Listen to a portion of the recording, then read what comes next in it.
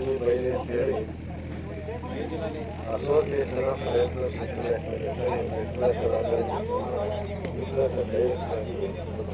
ಕಾರ್ಯನಿರ್ವಹಿಸ್ತಾ ಇದ್ದೀವಿ.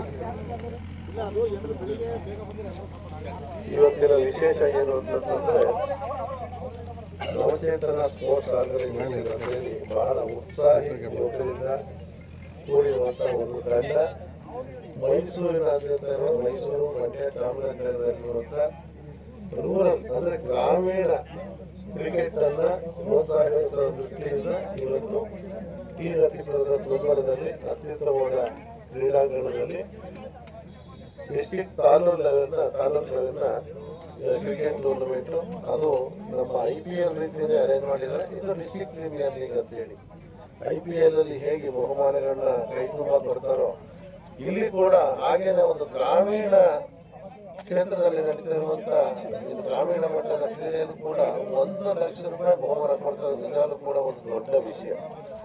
ಎರಡನೇ ಬಹುಮಾನ 50,000 ಕೂಡ ಕೊಡ್ತಾ ಇದ್ದಾರೆ ಅಂತಂದ್ರೆ ಈ ಒಂದು ಕ್ರಿಕೆಟ್ ಅನ್ನ ಆರ್ಗನೈಸ್ ಮಾಡೋದ್ರಲ್ಲಿ ಅವ್ರು ಎಷ್ಟು ಆಸಕ್ತಿ ತಗೊಂಡಿದ್ದಾರೆ ಅನ್ನೋದು ಗೊತ್ತಾಗಿದೆ. ಈ ಒಂದು ಸಂಬಂಧದಲ್ಲಿ ನವಚೇತನ ಸ್ಪೋರ್ಟ್ಸ್ ಆರ್ಗನೈಸೇಷನ್ಗೆ ಅದರ ಎಲ್ಲ ಪದಾಧಿಕಾರಿಗಳಿಗೆ, ಕ್ರೀಡಾಪಟುಗಳಿಗೆ, ಅವರಿಗೆ ಹೆಲ್ಪ್ ಮಾಡದಂತ ನನ್ನ ಅಕ್ಕಪಕ್ಕದಲ್ಲಿರುವಂತ ಎಲ್ಲ ಈ ಒಂದು ಗ್ರಾಮೀಣ ಭಾಗದ ನಾಯಕರುಗಳಿಗೆ, ಜೀವ ರಕ್ಷಕರಿಗೆ, ಪ್ರೋತ್ಸಾಹಕರಿಗೆ, ಮಾಧ್ಯಮಗಳಿಗೆ ಎಲ್ಲರಿಗೂ ಕೂಡ ನಾನು ಅಭಿನಂದನೆಗಳನ್ನ ಹೇಳ್ತೀನಿ. ಜೊತೆಗೆ ಇವತ್ತು ಯಶಸ್ವಿಯಾಗಿ ಈ ಒಂದು ಕ್ರಿಕೆಟ್ ಟೂರ್ನಮೆಂಟ್ ಆಗ್ತಾ ಇದೆ. ಈ ಕಾಲೇ ಸೆಮಿಫೈನಲ್ ಮ್ಯಾಚ್ ನೋಡಿದ್ರೆ ಯಾವ IPL ಕೂಡ ಕಡಿಮೆ ಇಲ್ಲ.